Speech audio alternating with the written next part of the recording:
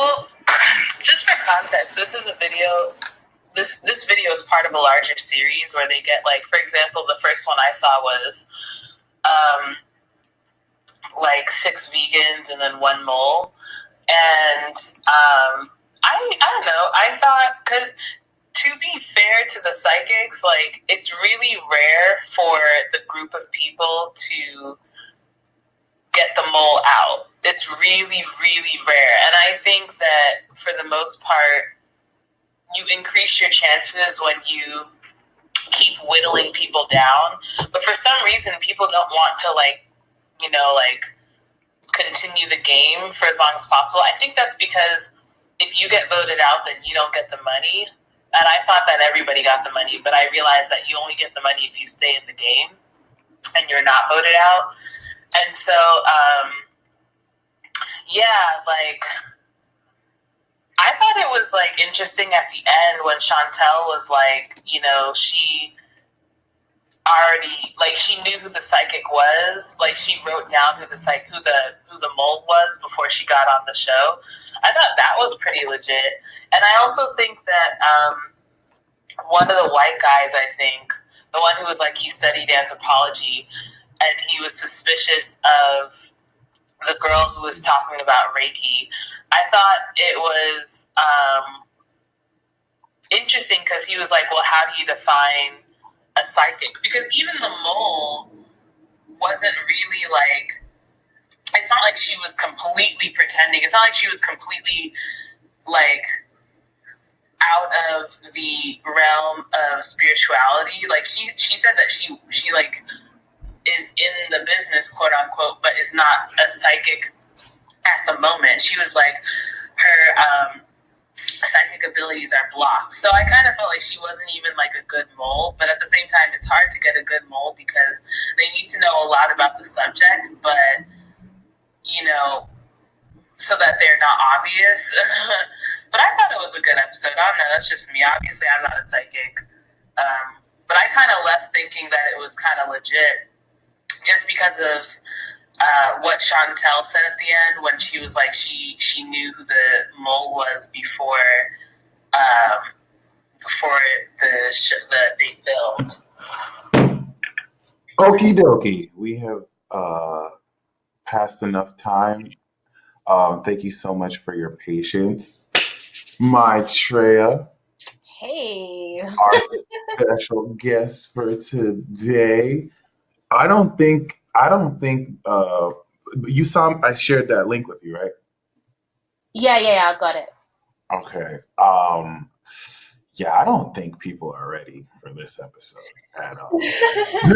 Like, I don't think people know what they're about to get into right now. So, that's for damn sure. Shout out to those of you who just joined us live. So I realize when I do this, I have to refresh the page because when I go live, it'll post as unlisted. So I have to make it public, and then I'll just wait a bit.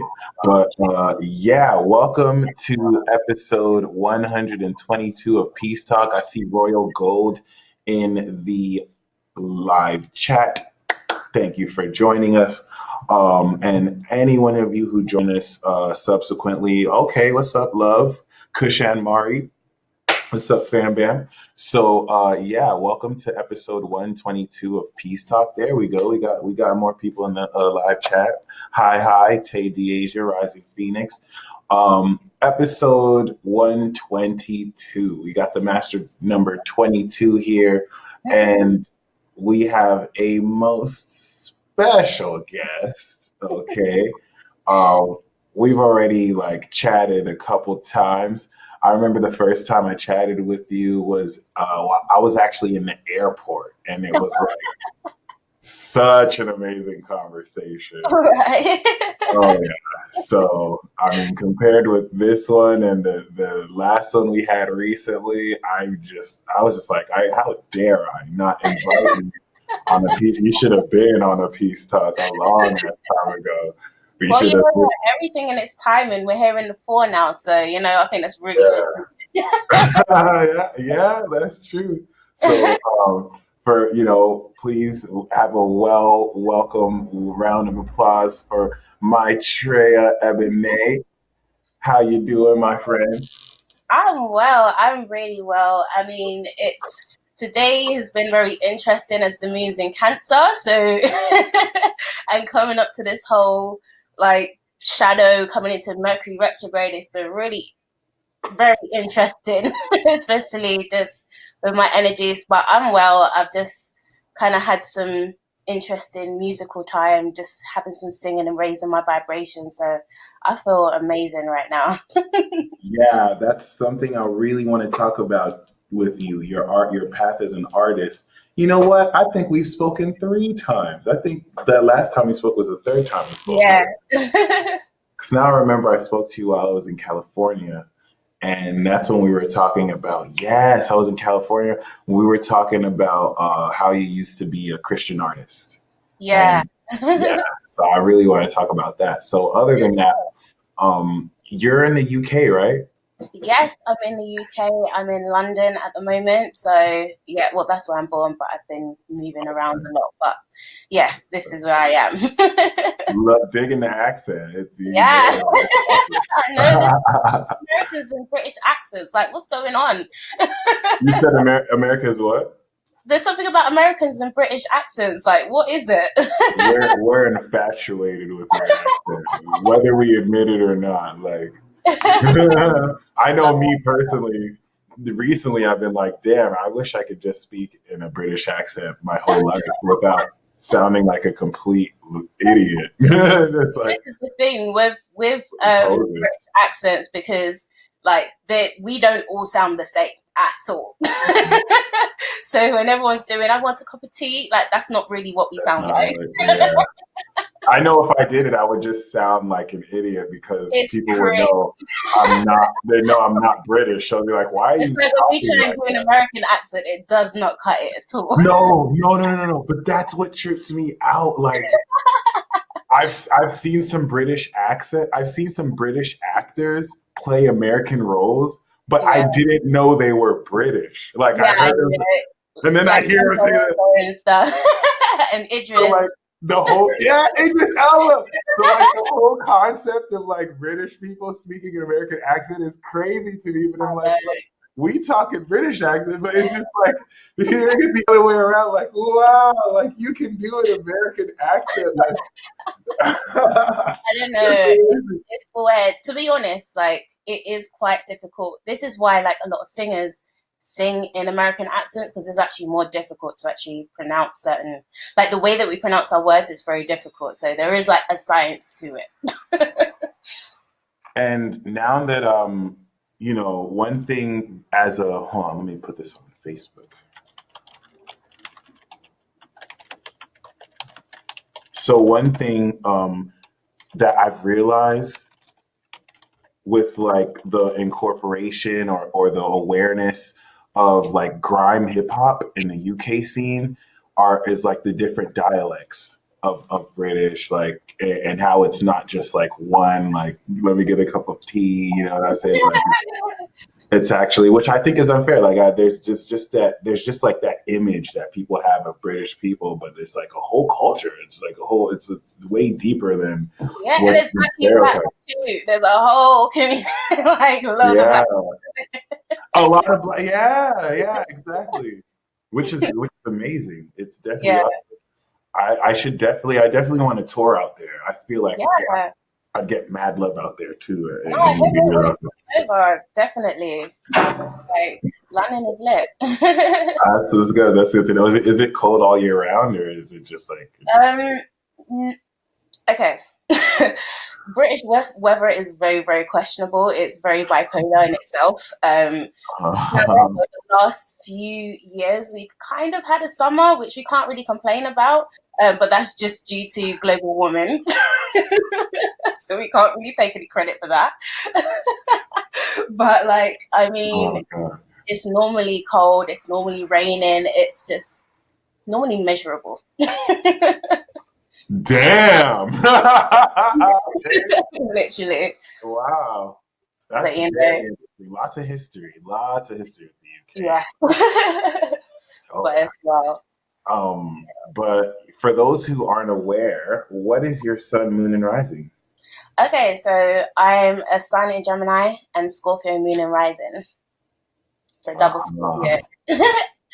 And a yeah, Plutonian, Pluto on my first. this is this is why I was saying, y'all. I don't think you guys are ready for this conversation. I really don't. Like Yeah, it's Pluto and my moon on my first. but exactly. Now let me tell you guys. Don't be fooled by her smile. This is a very dangerous woman. All right. Our very first conversation, she Scorpio mooned me like right off the bat. Just like, oh, are you feeling this? This is a very deep, complex emotion that you never told anybody else, and I just felt and just told you like, just, whoa. I knew Yeah. you were psychic, but damn, holy My cow! eyes are like hawks. Like I can't help but see. It's really weird. And then you say it so nonchalantly and casually, like it's the most normal thing ever. Yeah, I only just did something incredibly psychic, but you'll But get it. that's the weird thing. I actually feel like everyone should have that level of insight, and it's really confusing to me. But to be honest, I don't even see. Even though a lot of people be like, "Yeah, you're really extremely psychic," but I don't see psychic as like a massive gift. I see it as just paying attention. Like I can pay attention really well, Mhm. and pay attention to the signs that people miss Yeah, that they not actually pick up on. But I really don't like psychic, and I feel like it just makes it bigger than what it is. Like it kind of fills up your ego a little bit. But it's just paying attention, and everyone can pay attention. But it's about the level of focus that you put towards that. and you said something that's very important. There's a viral video going out right now about six psychics spotting out a fake psychic, Mm, and it's a bunch of young people. I don't think any of them are like over 40. Like mm, they're all pretty young. They're all maybe there might be a few 30 or 40-year olds, and the whole thing was like it's part of a series they have. Like they did one with vegans too, like spot the fake right. vegan. So clearly it was. I think one of them even was able to intuitively predict that one might have not been like the real psychic, but like the general gist of it, I noticed that like a lot of new agey key terms were put in there, like, oh yeah, I channel from God source, I channel from the angels, which you know what I'm saying? It's just this like whitewashed new age spirituality, psychic It's bullshit just Christianity all again. that literally like does not Repackaged. portray what psychic ability like people think psychic ability is I can see into the future, I know what you're doing, when it's really there's a I think someone tried to speak of this in a TED talk about if ESP is real. Psychic ability is just being able to be acutely aware of subtle vibrations. It's being focused. It's being Mhm. able to notice what your subconscious picks up on. And of course, we glamorize it to be some type of like Hollywood-esque, there's a supernatural quality that's possible with it, but that's not the essence of being psychic. In fact, that's one thing that on this path, spirit has, and I hate just saying spirit because, there are people who are just like, spirit told me that I should do this. Pisces do this all the time. Spirit said I should do this. Spirit said, no, honey, that was you. Spirit said, get a clue. Like, And but just even that in itself, like that's one of the things that really irritates me because I feel that there is a thin line when it comes to intuition. Like you receiving information that could literally be your anxiety just fueling you, and you've just created and gone off and just done some like where are you? It's completely further from the truth, but because you believe you're psychic, you're like, yeah, I know. No, that's your anxiety. Like you need to be able to discern, like because it's so easy to go into judgment. yeah. It's so easy to judge, but discernment, like it takes a lot more control. It takes a lot more mastery, self mastery, because you have to make sure that you're not like infusing your own projections in that intuition that you're getting. Is that your own shadows that you're merging into this intuition? Yeah. Because at the end of the day, especially with readers, you can only give a reading based on the level that you're currently at. So if you haven't even done any type of purging in yourself, and I know about this, I'm gonna put it over in first house. Like, you're the real deal. purging is my life story. But if you haven't even begun to go through that process and you're giving people readings based on your own anxiety and your own limits within yourself. Pretty much. And so it's so important that whenever you're coming into this work, whether you're a therapist, whether you're working in mental health, whether you're a reader, whether you're an astrologer, whatever, if you're a healer, whenever you're working with other people, you need to make sure that you're straight first. What does the Bible say? Pluck out the speck out of your eye first before you go and pluck out. Before you go to the log. Amen. And not tripping up and then end up having the baggage of everyone else's, and you haven't even learned how to purge your own first. Exactly. And I think the problem is how accessible, like anyone can call themselves a psychic. Like I didn't see anyone. They carefully selected those people. In fact, one of the people in the video I've actually met before, and that person only became a psychic because they see me on YouTube. Like they've been less of a psychic than I have. And I don't even call myself a psychic. I call myself more a counselor. Real authentic psychics are like 50-year-old, 60-year-old crones who've been doing this for like 20, 30 years. It's in the lineage, but there's no, I can't be a doctor without getting a board test. I can't be a lawyer without passing a bar exam. Anyone can be a psychic.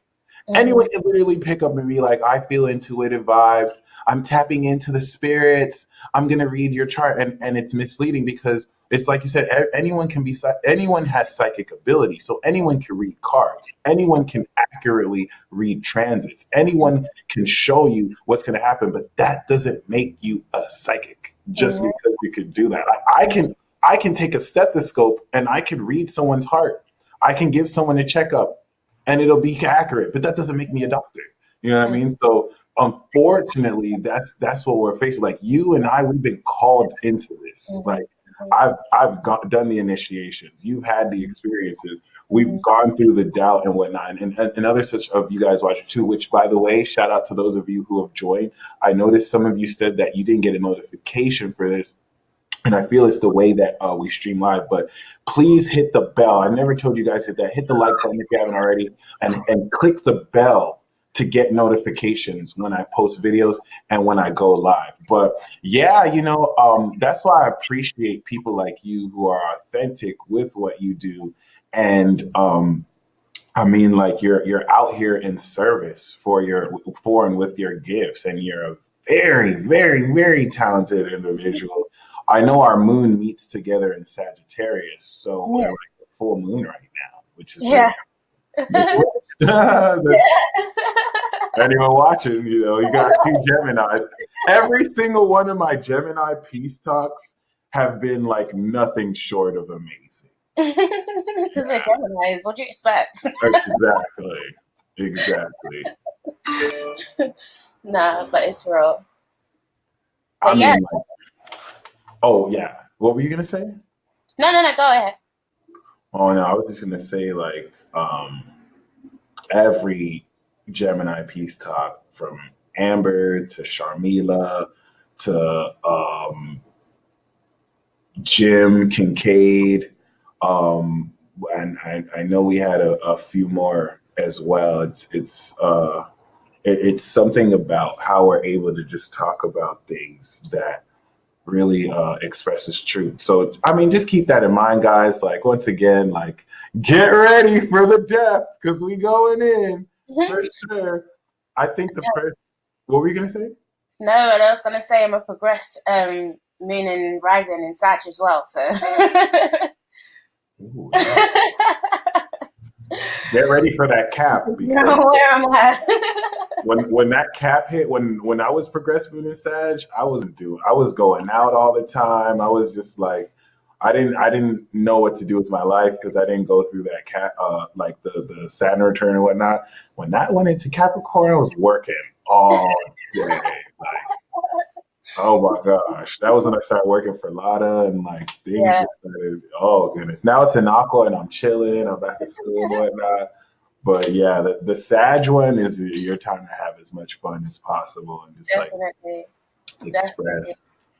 And then Jupiter is going over your progressed rising, so that's cool too. Yeah, and I feel like I'm really coming into myself as well. Like this whole, especially the Jupiter retrograde that we just came off, that whole reinvention energy that just came out with that. Like I was so here for that. Like that really just did so much for me. So like I feel pumped right now. Like, and it's interesting because it's like who I thought I was is just it's just completely flipped. You know, like I thought it was this, and it's actually, you know, it's so much bigger and so much more expansive than I could even believe it to be. It's not even egotistical. It's just I had such low limits of myself that I couldn't even begin to dream big for myself. I felt guilty to be able to do that. You know? Like I didn't feel like I deserved to be able to dream that big about myself. Like that's really well. Well, let's in relation to that, as far as like making a 180, one thing that we both have in common is that we both were Christian musicians. Before I started going heavy into my path as a rapper and artist, I was very much so a serious Christian rapper for a little bit, while it was like really and some of my best, it's ironic, some of my best songs I made were Christian rap songs to this day. But I understand personally why I had to make the shift, like how I don't consider myself any less Christian. I just see the focus is different. The way I understand Christ is so much different than the postmodern way. Boundaries. Yeah. So could you describe your musical journey for us? Like how did you start? Yeah. No, sorry, I was going to say. Is Maitreya your artist name? Well, actually, no. Maitreya was actually the name that I received spiritually through my transition. My name has always been Naomi Namz Elliott. Namz has always been like my nickname, and so everyone called me Namz.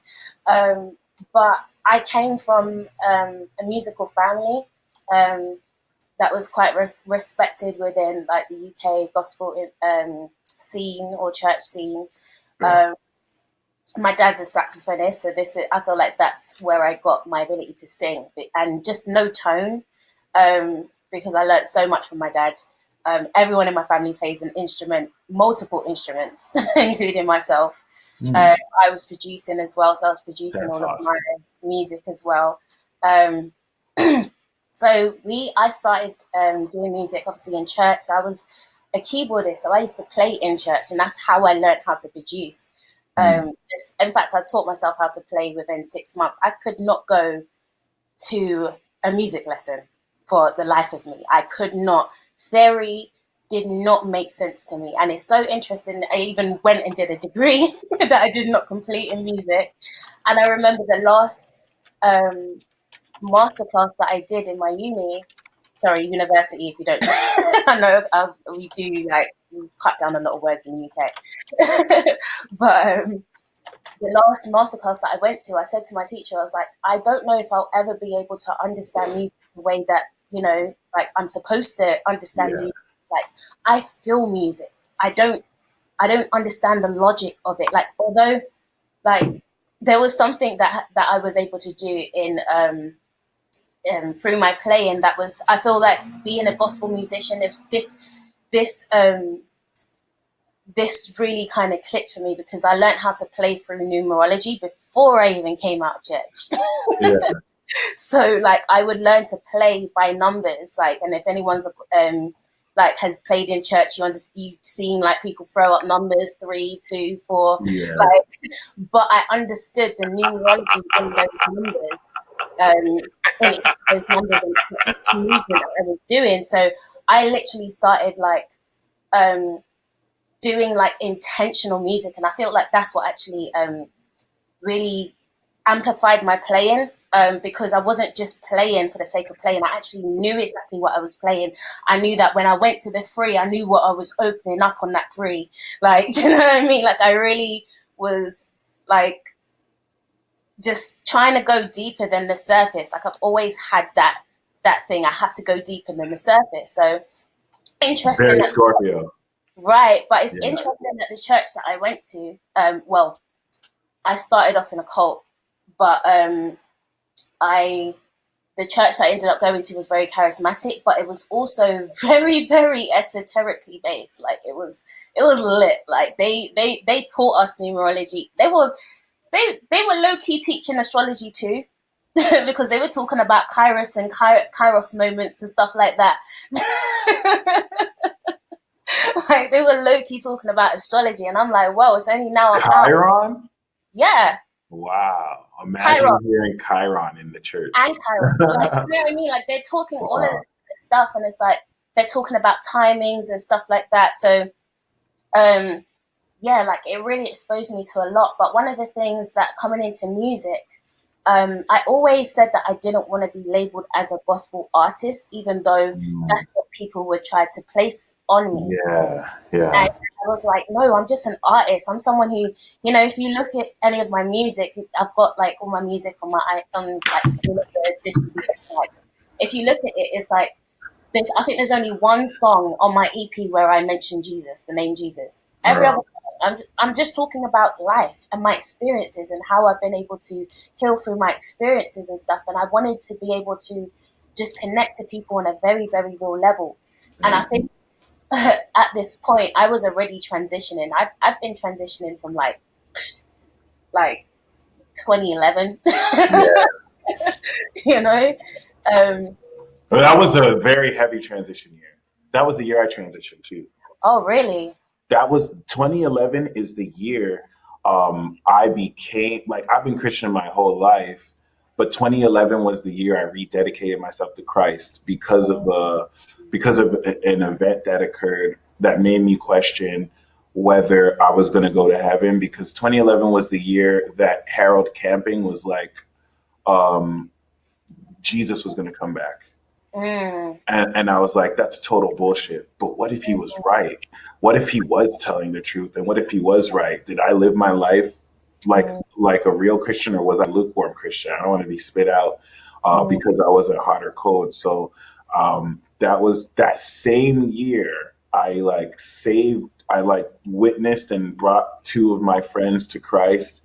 And by the end of that year, I'm like on the way to Puerto Rico to get initiated in some African traditional religion cult, and like not even like completely denouncing Christianity. It was a crazy year. I kind of like took another detour that wasn't right for me, but I needed to do that though. It was like part of my initiation. It's pretty much like God wanted to show me the light side with Christianity, and then show me like the dark wisdom, and then like bring me back to a balance to see like how I don't need either of them and move forward with the stars. And like, but I still needed to go through that. It's almost like I cleared karma through that and like learned the good parts of each. But 2011 was that transition year for me that really kind of like set me straight on my journey, which is crazy. 2011 slapped me down. In fact, that's when I started suffering with a condition called fibromyalgia. Well, I don't even know if that's what it is, but it completely paralyzed me completely. So I was in a wheelchair. No way. A year and a half. For the first 6 weeks, I could not move any limb at all. Like I was just, it's almost like I had a stroke. I couldn't speak. I couldn't do anything. And this was funny because this was shortly after I just moved back to England, because I was working I was doing a music contract in Greece. So I was dancing and singing, and, you know, like this was like my first step outside the country. I was 19. I was like getting contracts and stuff. I was like, yeah, I'm on my way. And I realized that as I was doing all my dancing and stuff, my body was just not having it anymore. I hate to go through there, but like, have you noticed that like people specifically like you who are about to make it, and then something happens and just like redirects them? Like they're well on their way. They're well on their way, and yeah, I feel like that happens to very special people. Like like the way it happens too, because the universe is like, damn, if we don't stop her, she's gonna make it. Like she's gonna go. it happens like every 2 years, like clockwork. Like Mm. I can never hold on to a form of my image ever. That's very Scorpio rising. Yeah, Yeah. I'm constantly shifting. And it's not even like to other people who may not know me well or may not like have a relationship with me. They'll be like, "Well, that's really drastic. How do you just go over there?" But for me, this is like a gradual process of things. Like I'm a Scorpio. I'm all of that Scorpio energy. Like I'm just like I have no fear. Like I'm just once I see something, I'm like, okay, I resonate. No, I'm jumping in. Like, do you know what I mean? Like I'm just going all the way, and it's like I just feel that I can't hold on to these. It's like there's always a new aspect of myself that's revealed through all of these trials and tribulations that I may experience. But it's like it's when I get over the other side, I'm like, that's the best thing that could have ever happened to me.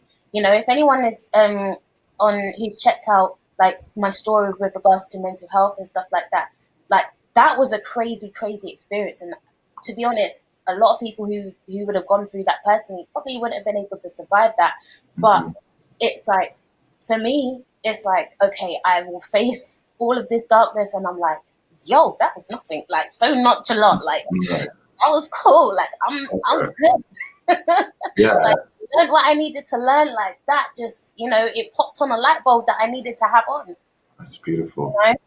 And it's like I have to constantly look at my experiences like that because, oh my God, this year in particular, especially coming from the traumatic experience I had to really, really learn how to not hold onto like my victimhood of the painful experiences that I've had, because it would have not the stuff that I've been able to accomplish this year in itself after having lost everything in the last 2 years.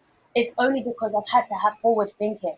I can't be thinking about everything I lost and everything that was so painful, and and it's not even to say you cover up the pain. No, you deal with that pain.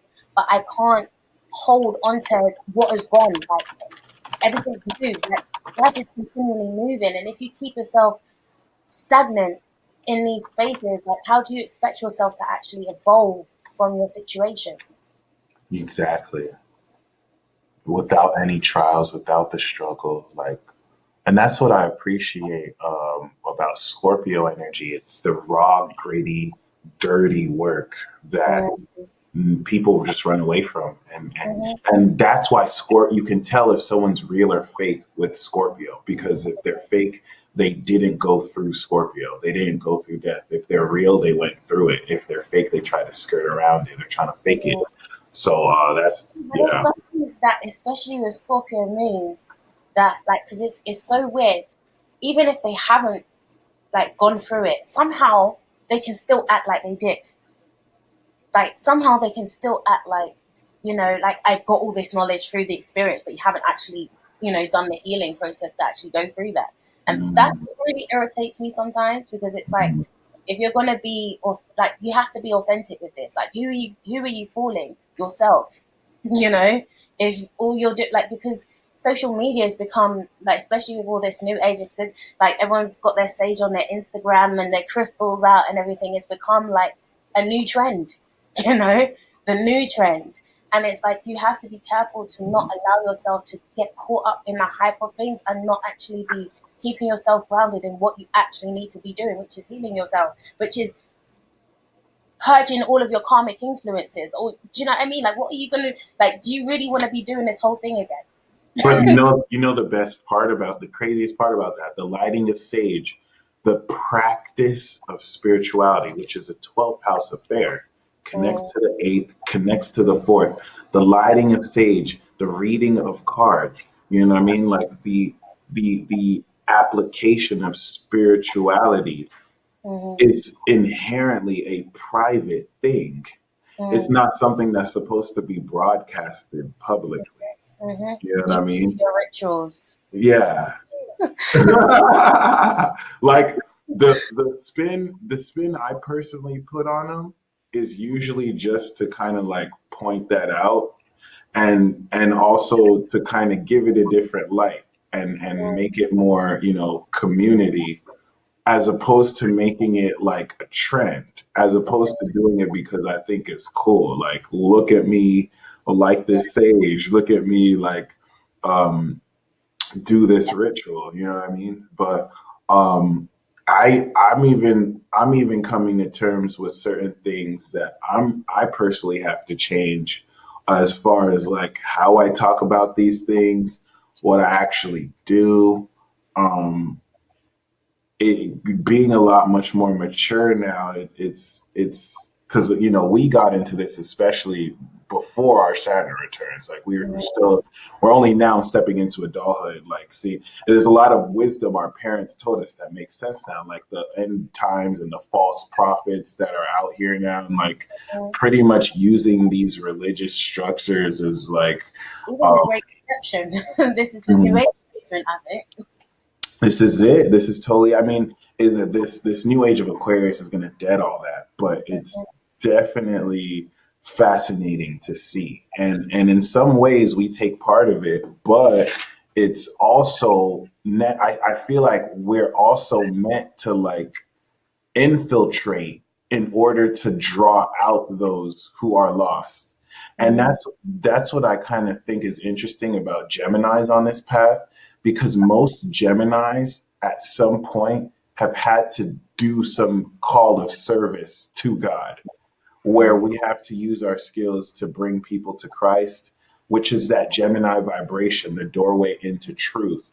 So you've been a Christian, and I like how you said before, like there's that unfair label of calling someone a gospel artist. One of my favorite artists is Bizzle, and he raps about, because I talk about Jesus Christ, you guys call me a Christian rapper. You guys say all I spit about is Jesus, but you guys will listen to a drug dealer rap about killing and murdering all over, and you won't say that he's rapping about the same thing.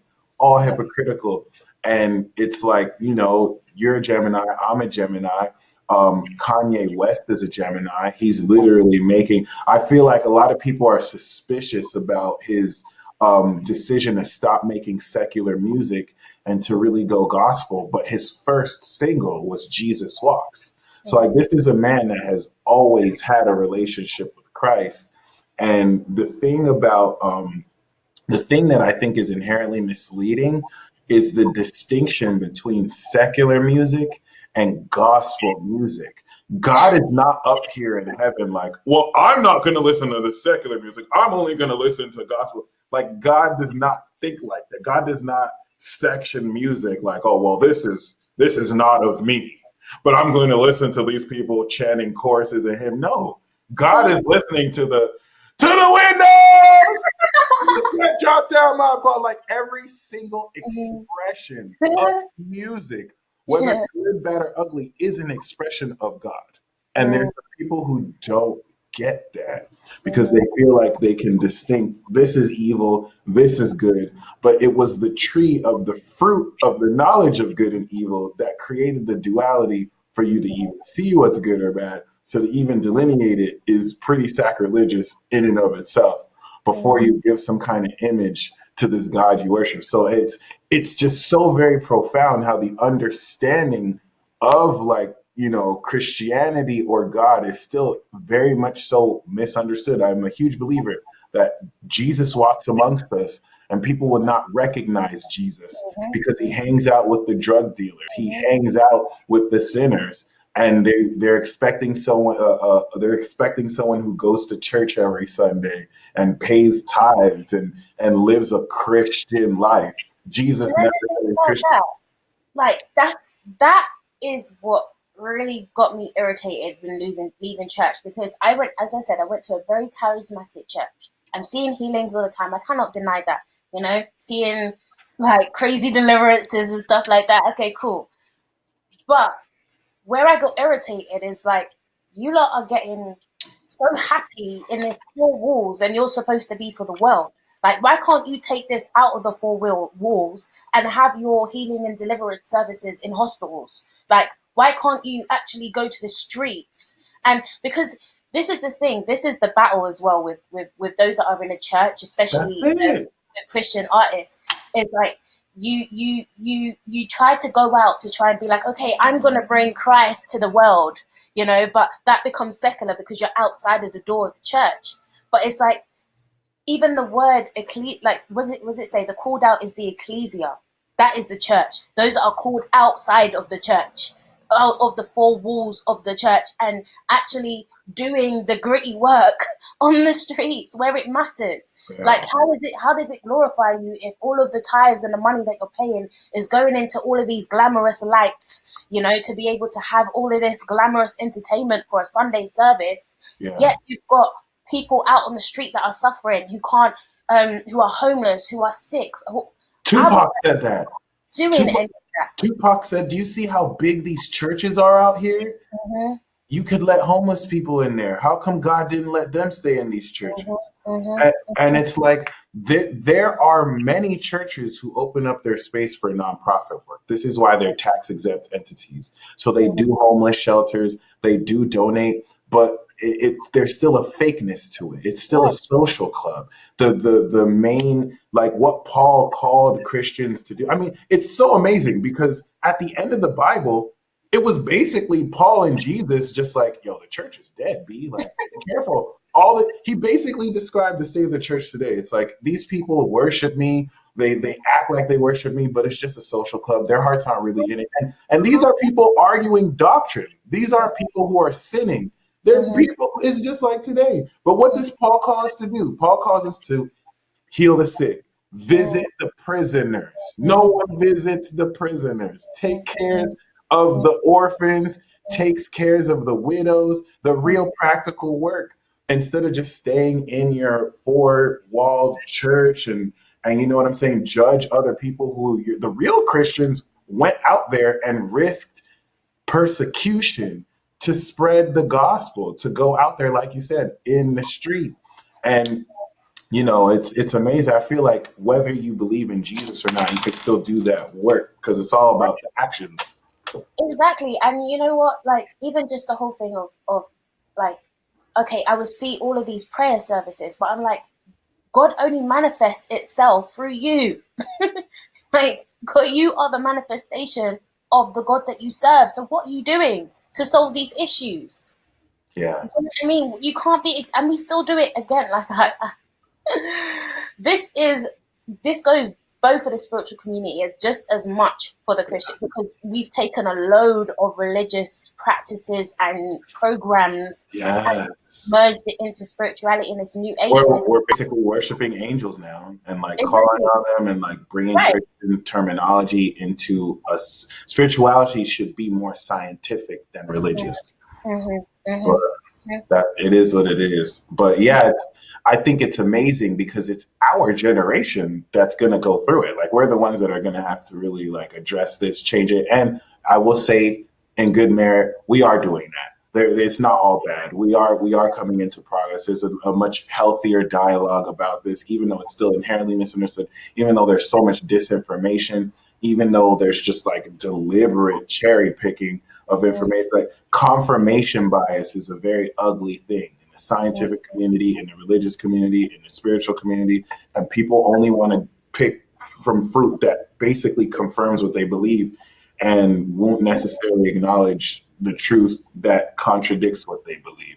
See, this is the thing. In my journey, especially when I was leaving Christianity, it was funny because I had spiritual leaders, because I had like a spiritual father and all that kind of stuff. Like, I was going to school with the prophets when I was back in church. Like, I was I was there. Like, I was in the all night vigils and the prayer, and the like, prophecies. Where they call you out and you'd be like, "No, go prophesy in front of everyone." Oh, practice your gift.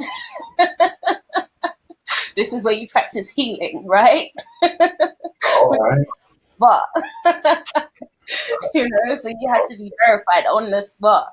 That's like you know, but it's like I made because everyone was like, no, you need a leader, you need someone over you. I was like, no, I don't want anyone around me because I don't want any influences. If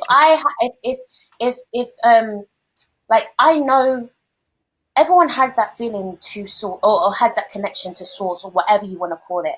like higher self, whatever. I don't even like to call it higher self or most higher, whatever. I don't like anything higher. It just is.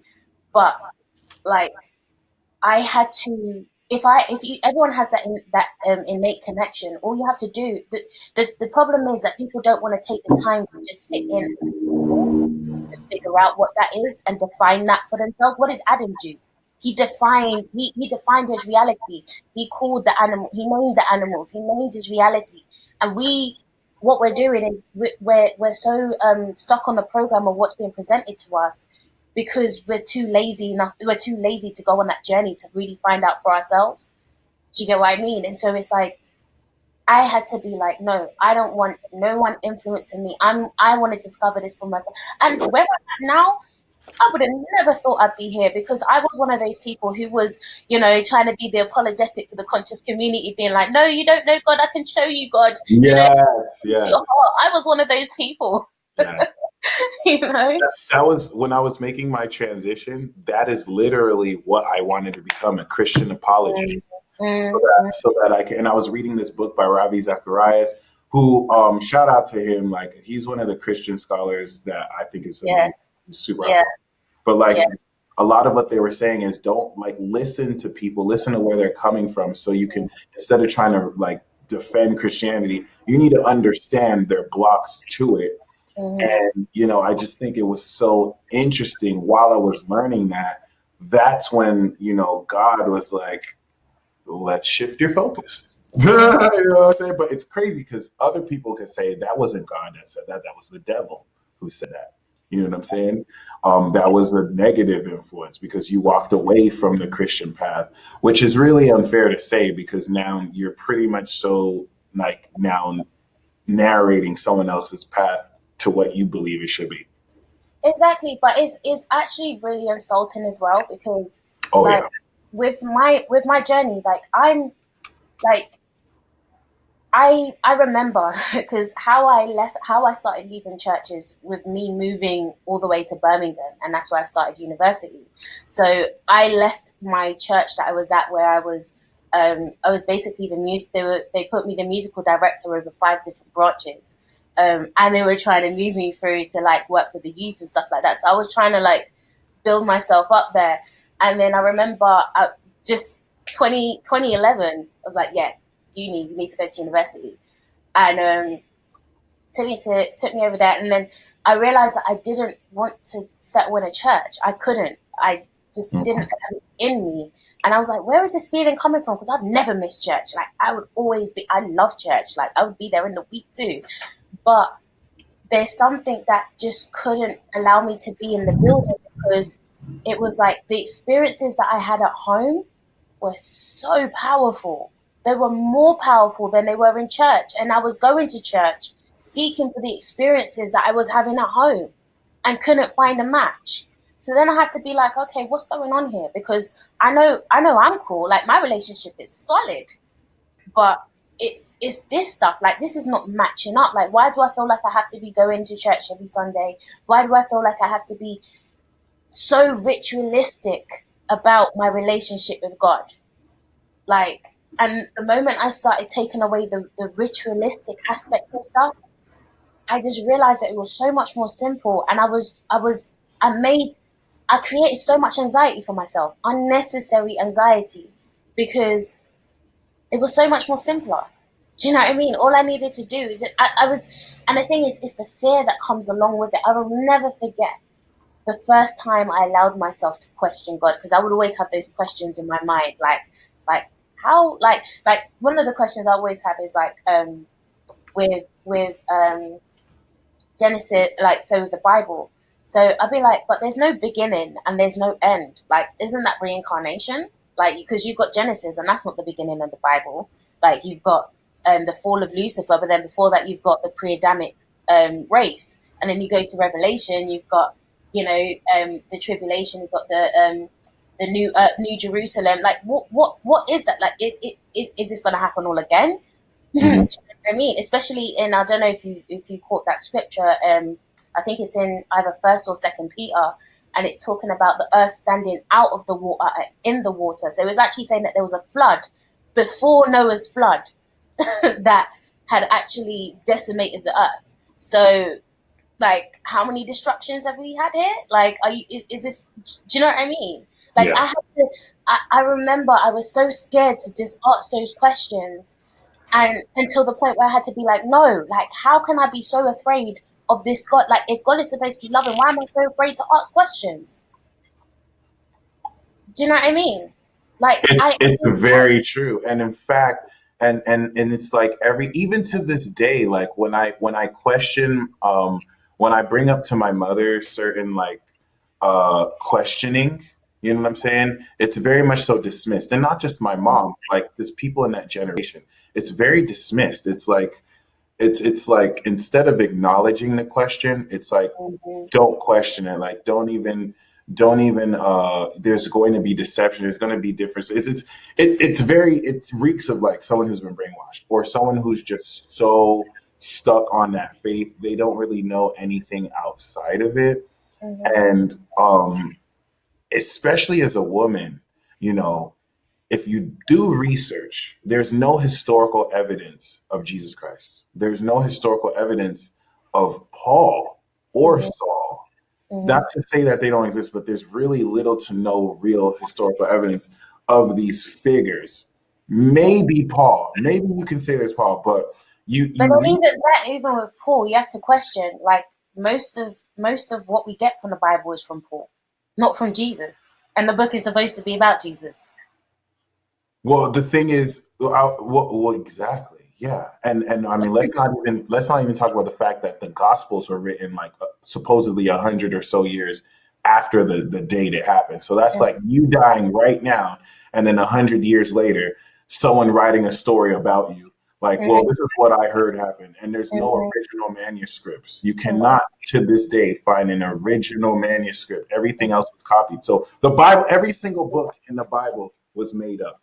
It is fascinating that in 2019, people worship this book as if these events happened historically, which is one thing. This is an amazing book, but what people do is say you cannot read of any other books. Like this is the only authority. That biology book you have, that chemistry book you have, that biology book that's saying how we carbon dated billions of years ago. That's wrong because this book says that it was created in 7 days, and that is a mental illness. That is psychological. It is a brainwashing. This book was never meant to be taken literally outside of an allegory. So it's like there are passages in this book where, as a woman, you're not allowed to talk in the church. It's just a man thing. You're And you have supposed to cover your head. you have to cover your head. You have to shut up in church. You have to let the man lead. You have to submit to the man. And this was created in a heavily patriarchal age where women had no rights. So it's like you have these ancient influences. I've written the main message that I'm getting now is to just renounce everything. Like Yep, you learn. stop. Like there's wisdom, and the reason why it's hard to is because there's wisdom. We were brought up on this wisdom, but it's like so like renounce it. Like you need to move forward. We're here to like think about the fact that we still worship, we still celebrate holidays that are from ages ago. You know what I'm saying? We still celebrate Halloween. We still celebrate Christmas that have pagan influences in it that like we don't need to continue that consciousness. Like we can start totally new, but people are so afraid of change.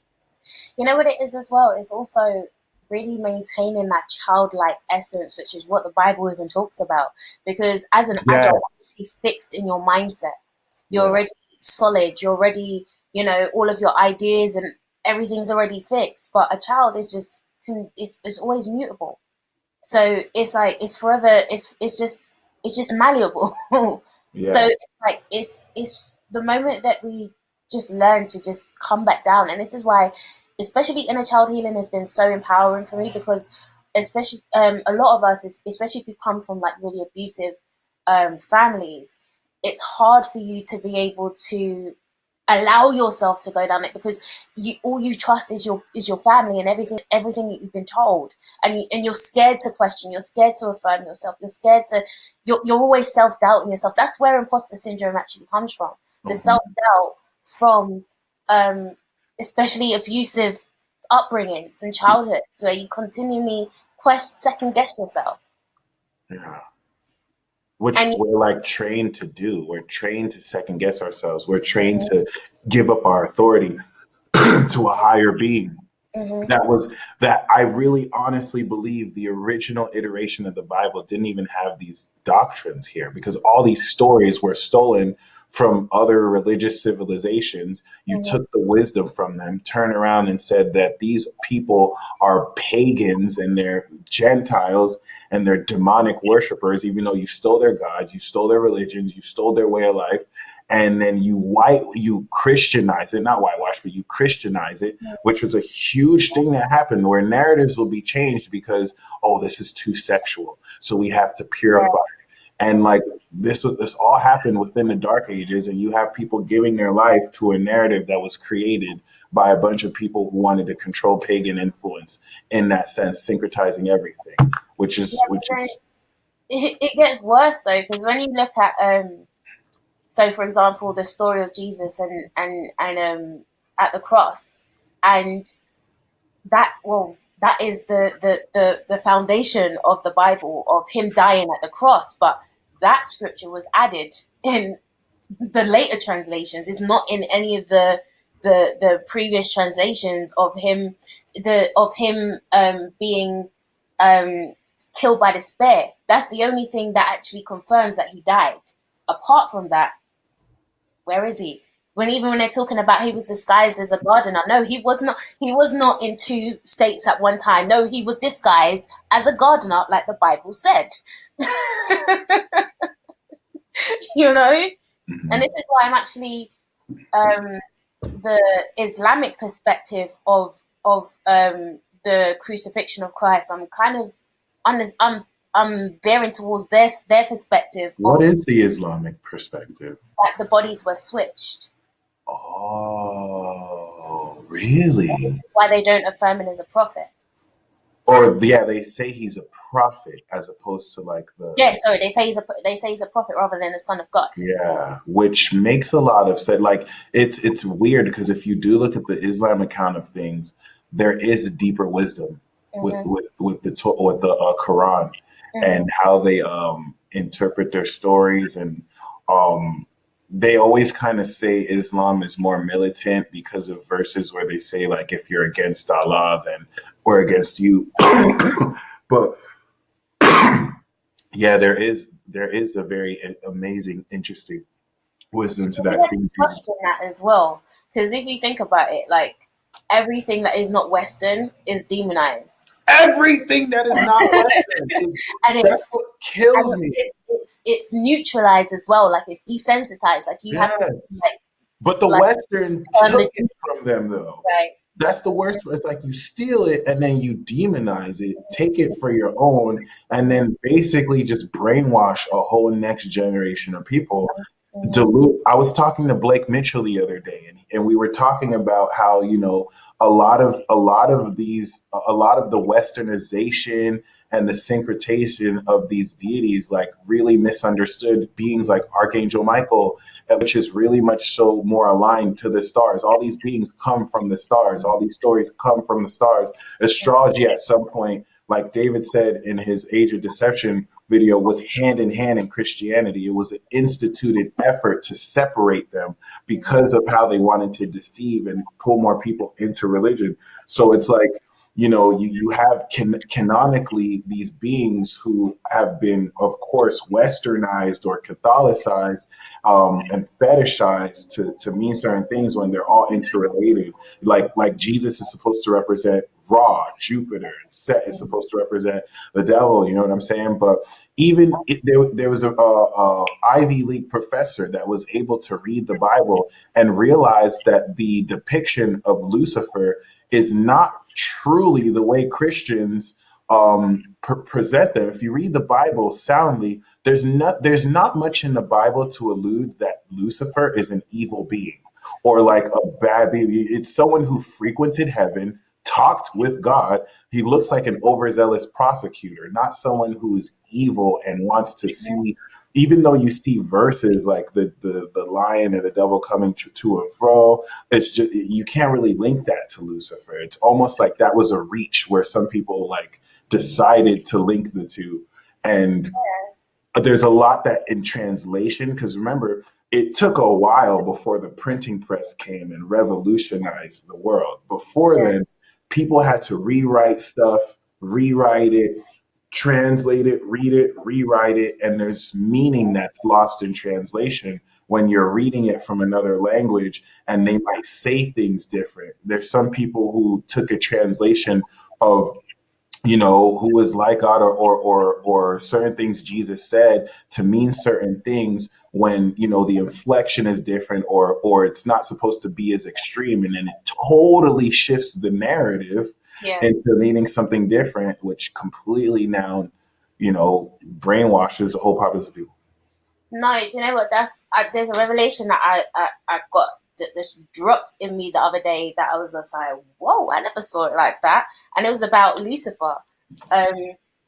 Because if you think about it, Lucifer, he was the light bearer, also the morning star, also as Jesus.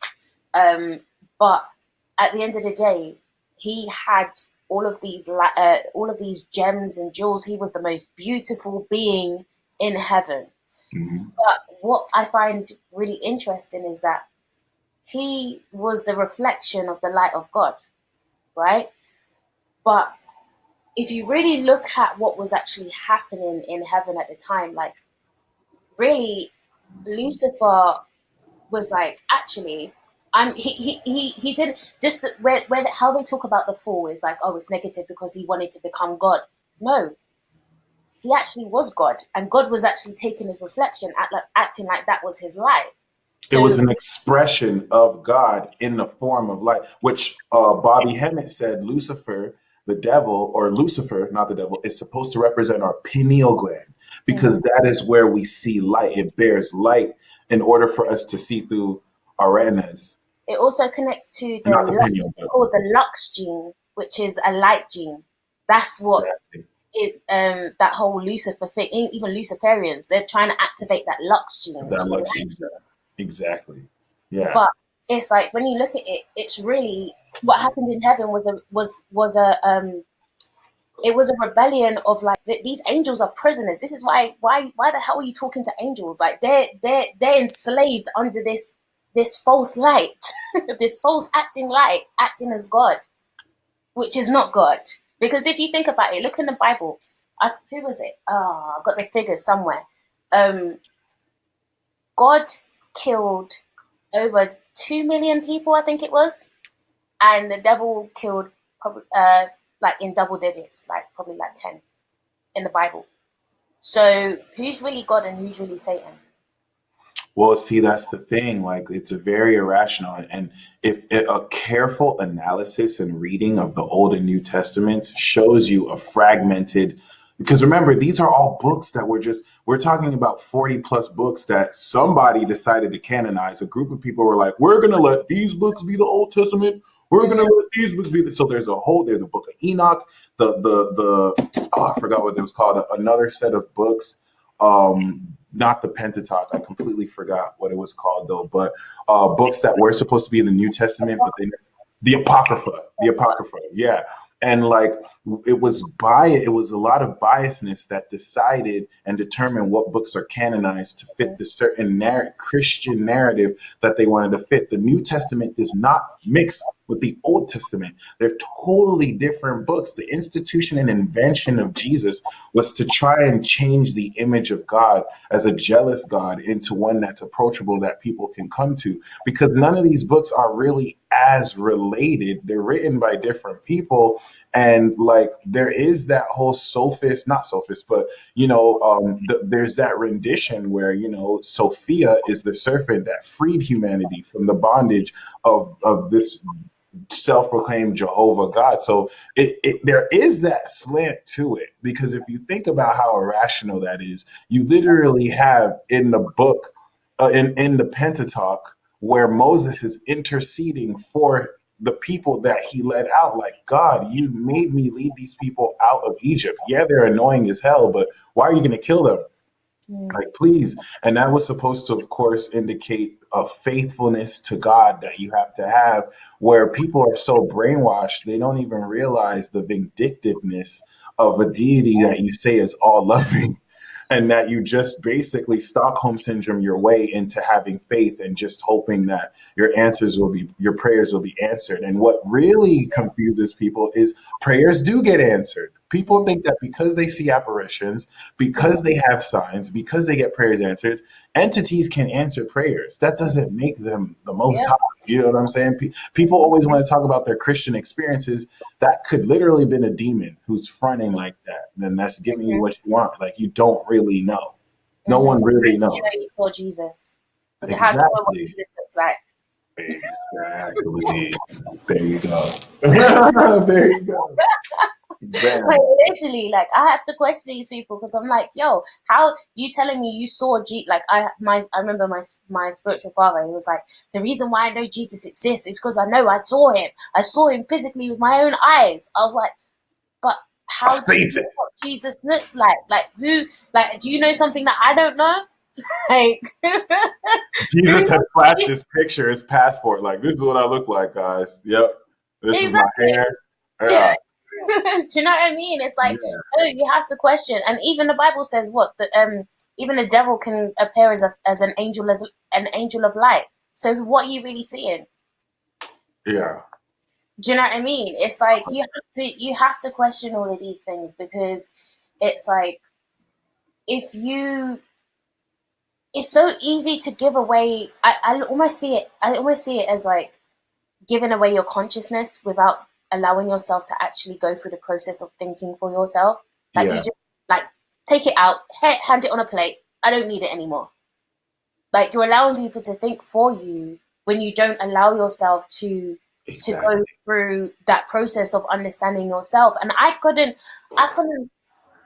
type of person where it's like, if I'm going to do something, I have to give everything to it. Like, I have to dedicate my whole life. Like, I'm not trying to be fake. Like, this is why everything I do, like, I have to, I'm fully about it, because, you know, I'm not going to go into it unless I'm there. But it's like, I couldn't do that. And it's funny because even with me talking about like stuff like theology and stuff now, and that's something that was deterred from me as a Christian, because they always, I don't know if you was told this, but I was told, if you go into theology, you'll leave Christ, you'll leave church. And it's like, how can I leave church by studying theology, which is that's how I left. I tried to study theology.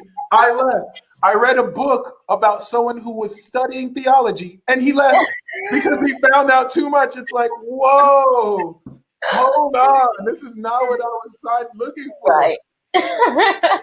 You realize the truth, and it's like, my whole life has been a lie. This is ridiculous. Right. Wow. And it's like, now I know why you've been trying to stop me from doing this or looking into theology for a long time. Like, it was clear. You know, I'm not stupid. You know what I mean? Like, man. Take all of this stuff and not think. Like, nah, not me. And the only defense that people have, like the conviction Christians have against astrologers and magicians, is the most hypocritical conviction ever, because it's solely based on this book. All you see are stories. All they're going to do is quote stories of Paul or Moses, how, oh, the Pharaoh had astrologers and they couldn't beat Moses's staff.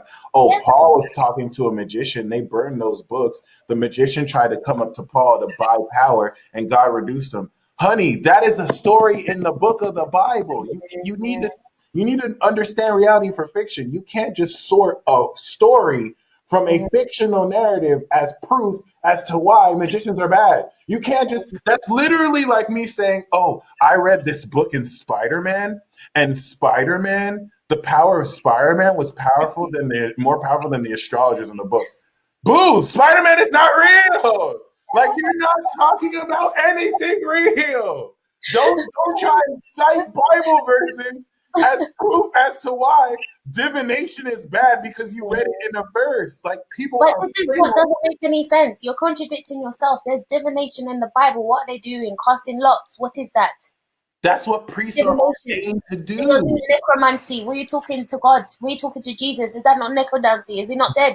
The wise men literally incorporated astrology to see the 3 stars and know that one of them was probably Saturn or Jupiter.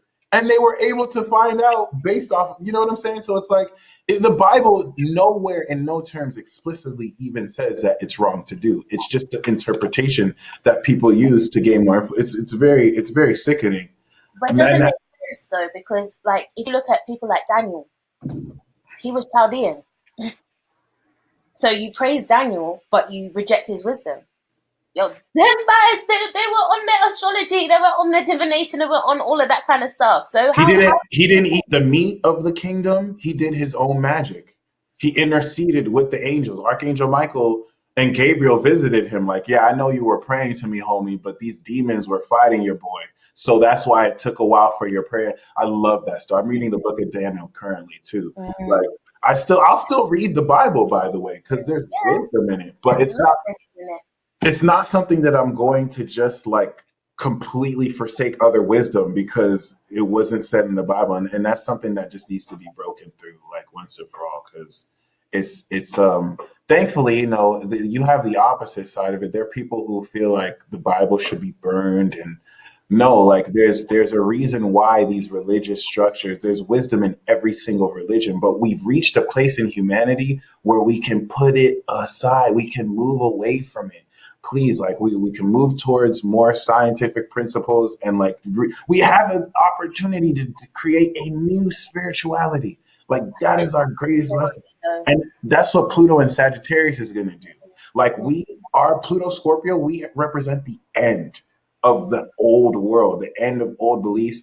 And then everything that's destroyed with us and purified, Pluto Sagittarius is going to create new systems of thought, new philosophies, new religions, new ways of life. And it's going to be awesome. It's going to be amazing. But yeah. So you go by Soul-Reconnection, right? Yes. Well, that is the name of my business and my YouTube page. Well, most of my Instagram, my Facebook, my whatever. It's like very fitting. Yeah, it's like 11:50 over here, so my words are like muddling up. But yeah, it's called Soul-Reconnection. And that definitely works with the Scorpio and Gemini energy. It's like your Gemini is reconnecting people to the deep Scorpio energy of the soul. Yeah, and you know what? I specifically called it Soul Reconnection as opposed to Soul Connection. Yeah, that's genius. Everyone is trying to, like, I feel like everyone has that soul connection, but it's reconnection that you need to do, and like almost like go through that deeper level of revealing. It's like taking off that first layer and really revealing the essence of these wounds, where you can stare it in its face and be like, wow, okay, that's what's underneath all of that. And really be real with it. And this is the thing, because there's power in that. Like, this is why I'd never despise your Lilith. Like, your Lilith is your power. Your shadow is your greatest power. Like, this is where you transmute your power. I'm a Lilith and Scorpio as well. So I literally continually transmute. I'm continually alchemizing myself. I'm continually alchemizing experiences. You know, even just transmuting ideas and philosophies in itself. Like, I'm just continually on a swipe. But yeah, I feel like the reconnection is important because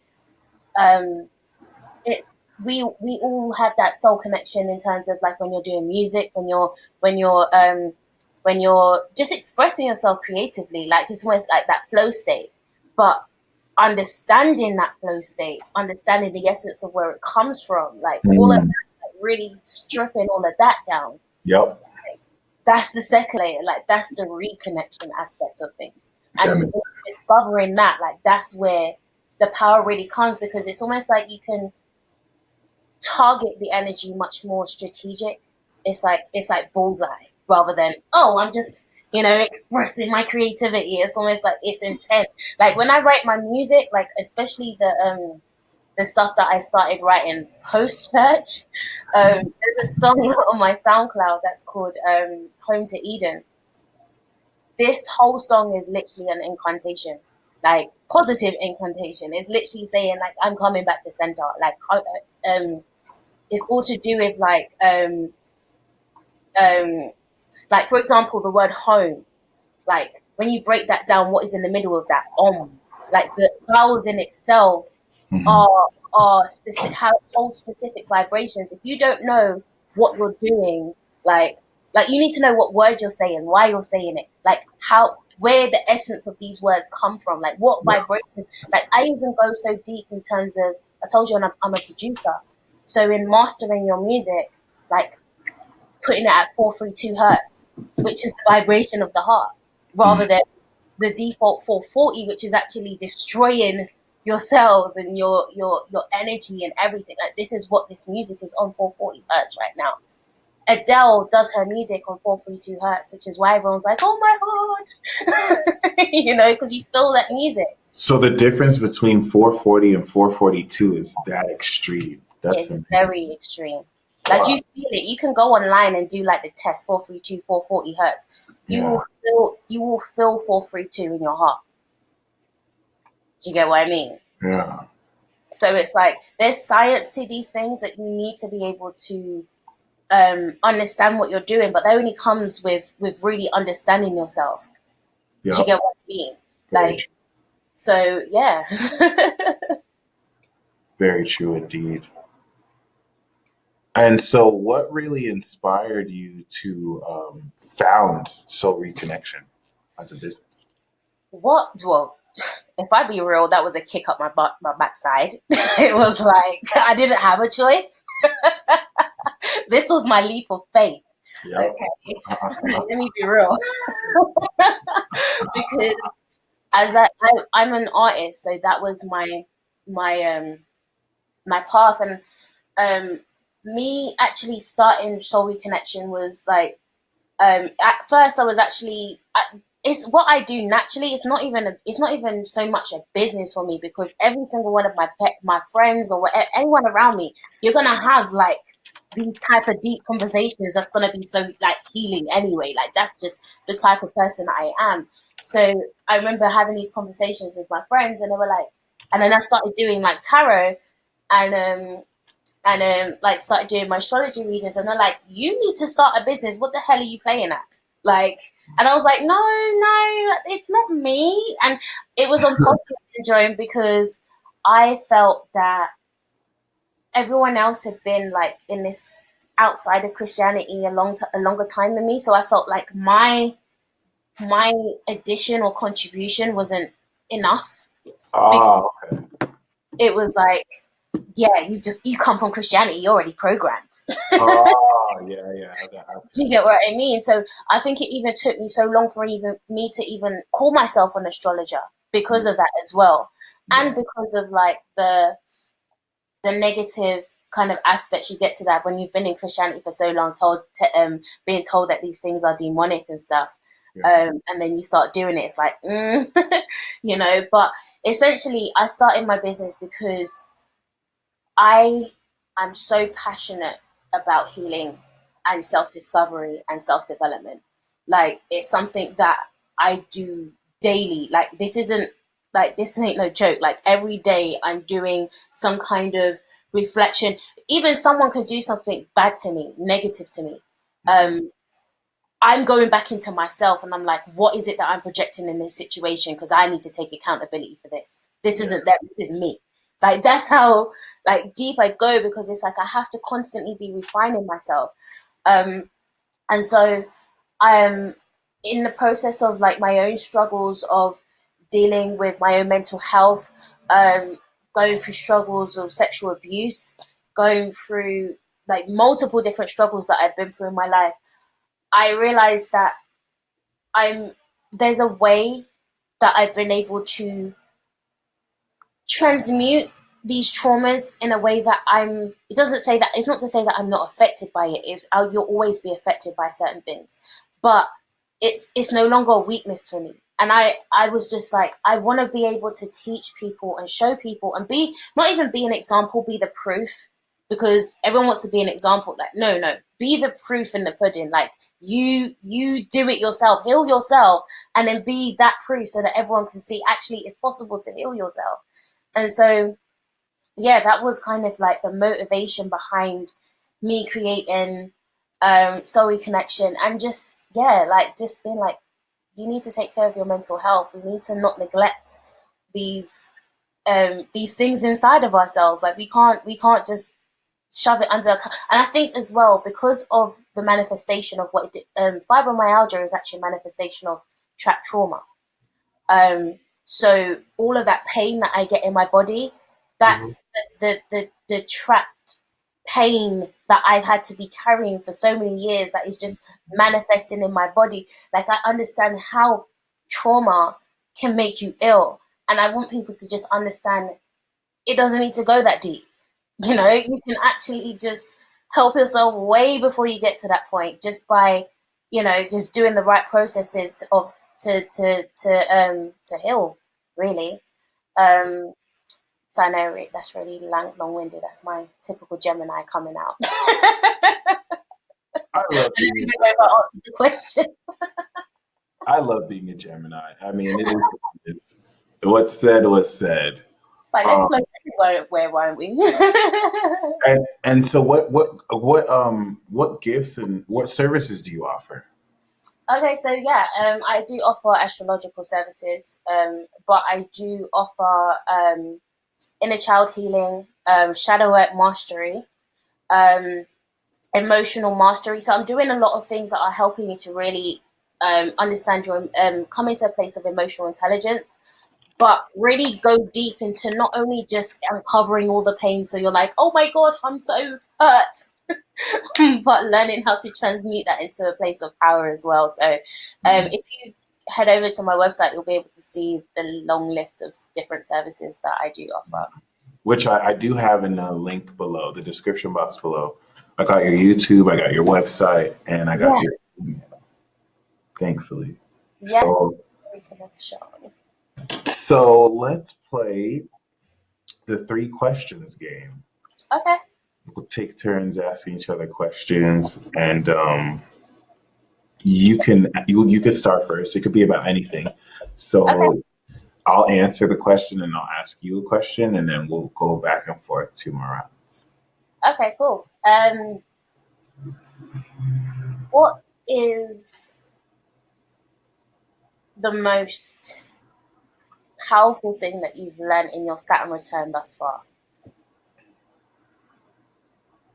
I'm struggling to put into words, but the Saturn return has been chock full of wisdom. Oh my gosh. I think the most powerful thing that I've learned so far is it's an overall theme of embracing the dark and seeing the shadow for what it is. Because it's in my 8th, 9th house. So it's like bringing to light a lot of darkness. I think the most powerful thing that I've learned so far is that there is the truth, and then there is the perception of truth that majority of the world follows. And that the whole notion of what this is teaching me, because Saturn is about authority, it's about sovereignty. So Saturn is low-key poking at me like, are you really sovereign? Are you really free? You pay taxes, you're given a name, you're given a number. Up until a certain amount of age, you're not really allowed to make your own decisions. You have coming of age ceremonies that don't really represent who you are. The culture that you come from has been destroyed. Do you know who you are? And what Saturn has been teaching me is I'm not free. I don't live a real life. Like, I live in a false reality. Saturn has really been teaching me the laws that I follow. Are you sovereign over these laws, or are these laws placed upon you? Because I think about it right now. Why do I pledge allegiance to an American flag? Why do I acknowledge territories in the place that they are? And when I think about it, the institution of law and democracy is really not true democracy, because if people were to really, do what they wanted per se, which is the purpose of the law, right? But if people wanted to make an independent decision that goes against the law, then they're going to be thrown in jail. It's basically like the reason why people follow the law is because they don't want to be detained. So the forces and government structures in every country that have their own military, they're real. I'm starting to see them more as gangsters than like law abiding officials. Like Saturn has broken it down. Like my whole life, I've been programmed and doctrinated to believe in certain customs, to see certain traditions, to partake in certain rituals through repetition, to make me believe that I'm supposed to adhere to these laws. Because outside of that, what is it to say that this isn't just a group of people who does not represent everyone, who just decided this is what we're going to do with this land? Like Saturn is teaching me the hard, cold reality of this life that we live. Everything that constitutes the decisions I make is really impeding into my own sovereignty. Every single time I make a decision to adhere to the rules and guidelines that I am meant to, is that an authentic decision, or am I doing it because I have to? Is this a decision under duress? The reason why I don't cross that red light, is it really because I mean, obviously it's for efficiency. This is very, very efficient so that we all don't cross or crash into each other. But then there's the actual conversation of who has the right to assert these laws on people. Is it fair because a group of people came together under a democracy and decided for the rest of people? Does that make it fair? Like it's something that, you can't really speak up against, because people will either just make you out to be a terrorist or some kind of radical thinker. But a lot of the stuff that we're just made to believe is very much so peer pressured, societally induced, and very false. Case of the matter is, most of these territories came at the death, genocide, and kidnapping of other people. So why do we still have to adhere to a tradition created by a bunch of old men who wore powdered wigs and fucking stockings? Why does their culture still influence me? These are just questions that, as a man, as an adult, I'm having to ask myself, why do I have to follow the law? Is it because I want to? And so what Saturn is helping me learn is there is a cosmic law. There is a cosmic law that exists in the stars that is the only law that one should follow, the law upon one's heart.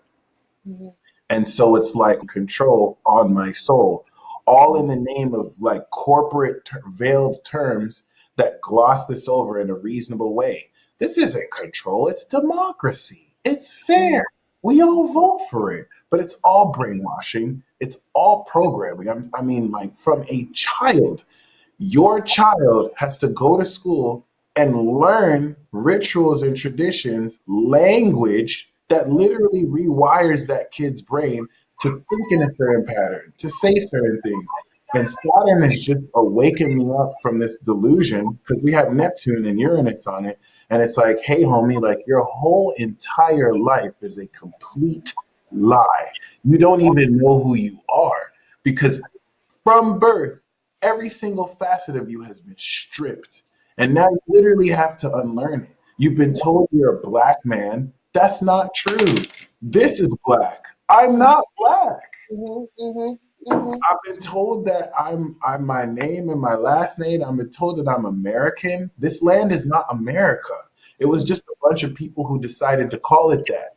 And then you brainwash people into a false sense of nationalism, putting rhetoric and propaganda to excuse the murdering of other people in the name of national security. And no other country is exempt too. It's all an illusion. Like all the stuff that I'm used to identify myself is not who I am.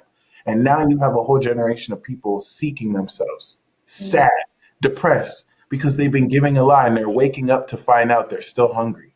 They haven't been nourished. So it's really fucked up. And it's really teaching me that there's so much work we have to do. And it's like, it's going to have to deal with revolution. But it sucks because you ask these questions and people are just going to say, oh, you're fake woke. Oh, you think you're too woke for school. You're looking too deeply into it, because people like the comfort that they're awarded. Because whether you like it or not, there's comfort in this matrix. Just like Cypher said, you have good food, you have good entertainment, you have protection. So it shouldn't matter that these are happening, because it's a price you have to pay. When at the end of the day, everyone's living a fake life. Everyone's living a false reality.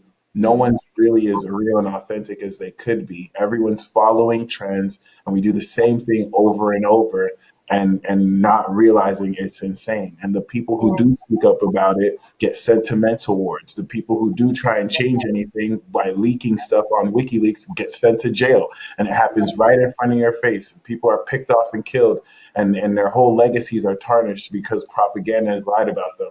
I'm sorry, I'm answering this way too much. No, it's hella real. The Saturn return has been like killing me. It's my 8th house. It's like, hey, Michael, like, I know this is who you think you are, but nope. Like, you have no idea. You haven't been given the opportunity. So any one of you during this Saturn return, like, I'm just letting you know, like, this is your opportunity to go deep, because the system sees you as a number. That's it. And your social security, and that's it. You're way more than a number. You're way more than a consumer. All you are to the system is a consumer that can fuel its economy and become another statistic. You're way more than that. You are way more than that. And the only law that that's the biggest thing, Saturn taught me. The only law I acknowledge is cosmic law. The stars are the only, I will never pledge allegiance to a flag. The stars are the only thing I'll pledge allegiance to. And this very statement can get me in trouble. I can probably, some people might try and lock me up for treason, or try and, say that I'm spitting anti-government rhetoric, when I'm just telling the truth. So, it's crazy. But my question for you is, how do you personally deal with a lack of no.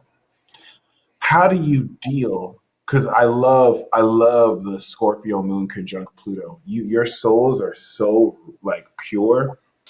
You can spot who's fake. You can spot who's possessed. You literally sense entities and energies around and in people. So how do you deal with the influx of possession that's occurring because of the Institute of Television, that now, whereas before, like demon possession or impurity possession happened at small stints, versus now where thousands of people can watch a television program, and the negative entity in that television program can go into your spirit, and now thousands of children are getting possessed. Thousands of people. So how do you deal with this infestation of possession, where like 3 out of 4 people are possessed by negative entities and they may not even know? But someone like you who's a pure, so like Scorpio moon conjunct Pluto, they can't be possessed because they're pure. Like anything that tries to come in there gets expelled. It caught. Let me tell you something. I'm an astral assassin. Like I'm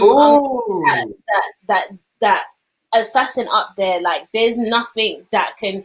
Listen, I've gone against entities directly, like in my brain, like trying to infiltrate themselves. And it's when you understand the power of your mind, and I think this is what Saturn's trying to do. Well, obviously Saturn's on my 3rd house in my Saturn return. Nice. Just understanding the power of my mind, and even with Pluto being there as well. So true. Like when you understand that you're a sovereign being within yourself, sovereignty comes from inside. Sovereignty is not a word that you can write, a treaty that you can sign. It's not a title like I'm a king or I'm a queen, you should worship. No. Yeah. Sovereignty is an energy that you project. And I continuously cover myself or shield myself in my own sovereignty, knowing sovereignty doesn't work unless you know you're sovereign yourself. Like when you know, hold on, no, there's legalities to this thing. You cannot enter in here. Like, what are you doing? Like when you really because a lot of people, you can almost think that, but you're not believing that. So it's almost like you're uh uh not rejecting, but you're almost voiding what is taking place altogether. So literally, the moment you understand the power of your mind, I had entities trying to attack me last week, and all I did is was put up a mirror, and it just smashed everything. Okay, like I don't need no oil, I don't need no crystals, I don't need no nothing. I need my mind. Okay, and that will do enough damage. Like with these entities in itself, like I don't need to be warring. This ain't a battle. Who are you? Do you know what I mean? You have to come with that level of authority. And I'm telling you, like, Saturn and Pluto has taught me so much about authority and really standing in your own divine power. That's what Sekhmet is. Like, really learning to stand in your own divine power. That's what grounding is. Just standing in yourself. The moment you stand in yourself and you just, it's like nothing can come in. Like, you know what I mean? So, yeah, like that. I But think you know what? I think the people who do get susceptible, they don't know who they are, so they don't know how to stand aside. yeah, but that's the thing. This is because anxiety comes like let me tell you, like these things are scary. They can be scary. Like, like Mhm.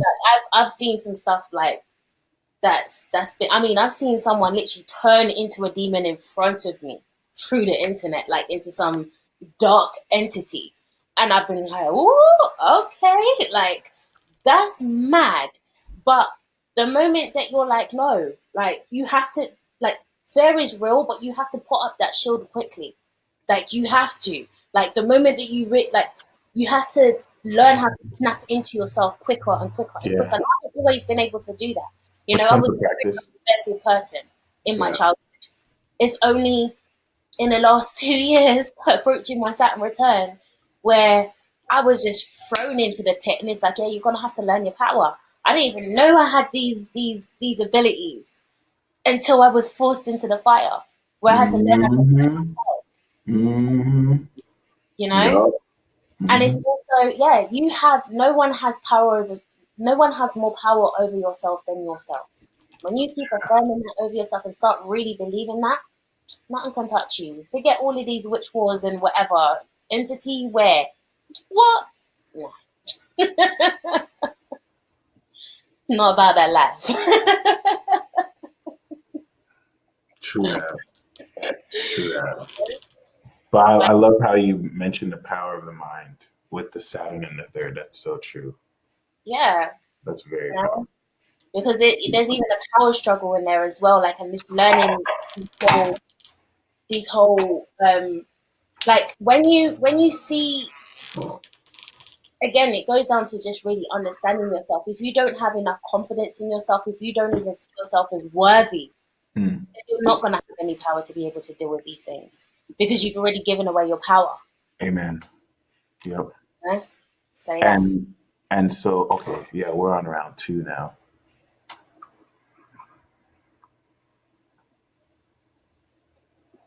It's your turn to Oh, is ask. it my turn? Sorry. It's all good. Next question. I was gonna ask something, but I'm gonna borrow off of what you just said for my next question. Okay. Yeah. Um. So, what generation would you say you resonate with most? That's a good question. Okay. Um, as far as moon sign, Pluto Scorpio for sure. Um, I do like Pluto Virgo to a degree. What I noticed about some Pluto Virgo is that they can be too serious. Mm, Like I can't crack religious jokes with my mom. Like she takes it too serious. Like even if it's a clean joke, like she doesn't play with that. yeah. I know some Pluto Virgos that can make jokes about that though. So it's not strictly a Pluto Virgo thing. Mm, Pluto Libra clashes with my moon. I'm not gonna lie. I do like Pluto Libra. Shout out to the Pluto Libras. mm, Um, Pluto Scorpio, I would say I resonate the most with because we understand each other. It's like we get it. We're from the 90s. But I want to say Pluto Sag, I think, clashes with my spirit, but I really have a liking to them because I know what they're here to accomplish. But that's a really good question. I'm gonna say Pluto Scorpio. Pluto Scorpio for sure. It's just that depth, that wisdom, and that that deep psychic understanding, wisdom. Jeez, man. So we can't come here with the wisdom. Oh yeah, I love me some Pluto Scorpio. I'll say that. So my next question to you is, some people kind of the reason why I like to bring up I always kind of feel a bit sensitive when I talk about telepathic attacks. As an air sign, it's a reality to me. And it's something that was confirmed in a reading yesterday. I had an amazing reading. Shout out to Amanda Novella, Sophia Nova.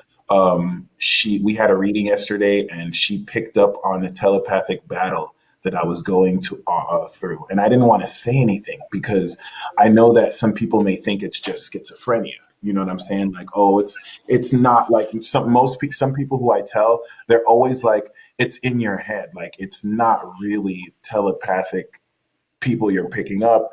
It's just like your shadow. And it sucks because like I'm wise enough to tell the difference between a schizophrenic like shadow tendency and a legit psychic attack. So I had that reading yesterday and I didn't tell her I was going through this. And she just outright told me that, like, dude, someone keeps on like like she verbatim. But see, she's a Capricorn. So she has her sun on my moon. So it's for her to be aware of that internal dynamic makes sense. So it's not that it's wrong for people to say that there's a shadow tendency to it, because what people don't realize is that in their effort to like prove wrong psychic phenomena, they juxtapose it from a logical explanation, not knowing that it's one and the same. A telepathic attack is going to manifest as a schizophrenic apparition. It's not that if someone was telepathic, it's not schizophrenic. Like, it's going to manifest as an auditory or visual hallucination. It doesn't mean that it's not telepathy, right? So as air signs, we literally are aware of thoughts. Like, that's the psychic of air signs. We're telepathic. We can sense thought currents and streams. Water can do emotional currents and streams. That's why they're super psychic. So like, my question for you, and what I've noticed is that, whenever I'm dealing with shadow tendencies, because that happens too, sometimes I can project what I feel within myself on other people. When it's not other people, it's me. It's my own shadow that's trying to bring me down, versus a distinctness of being able to sense clearly, feel another vibration, and sense telepathic attacks, sense direct attacks on one's soul, sense and literally feel and hear energy and literal people saying things. All right. It's not like an insecurity though, where it's like, oh, is this what this person thinks about me? It's a direct, I'm feeling you real time saying this. I can quantify it. I can confirm it. So what I noticed with that is that attacks like such attack your self-esteem. It's almost geared to make you not believe in yourself. That's what really helped me see through it. It's like, why are you like, I realized it's trying to make me not harness my power, because a lot of my power is directly linked to my self-esteem and the more confident I feel. So if you're trying to make me feel unconfident in myself, it's because you're afraid of my power. So like, what advice do you have for dealing with telepathic attack, and how do you personally deal with like, and I mean, in most cases, it's unconscious. Maybe most people may not even know that it's an aspect of their shadow, or it's deliberate. Very aware. Like, remember the experience that I had. I've spoken about some of it on my channel, but again, it's just learning. Or are you talking about the discerning of whether it is an attack or if it is actually you? Or no, good question. No. This is I just wanted to preface that the question is, it's an attack. How do you deal with it? Again, it's a mental thing. Like, again with the mind. Exactly what I was talking about. Like, you this thing that is like, you can, I almost call it like NLP for the mind, where it's like, say for example, the voice that's coming in, like I can just shut it down and be like, volume down, like, but I'm like, every intention that I'm putting with it, like there's energy and force with it. Do you get what? But it's all visualization. Like, again, it's understanding your sovereignty and understanding that there's a boundary inside of your head, that's your space, and what you don't want to come in, you don't have to, like, you can open the door and you can close the door. It's all legalities, and it's all in the mind. Like, this is why your mind has to be like, you have to make sure that you're dealing with whatever you need to do with regards to your mental health, just to make sure that you're balanced in your mind, so that you can actually, not everyone can have that level of power, because your anxiety, again, that you don't need to be. But it's about really learning how to slow things down, because again, it's the anxiety that kicks up and it makes you, oh my gosh, I'm getting attacked, and that's actually what amplifies it.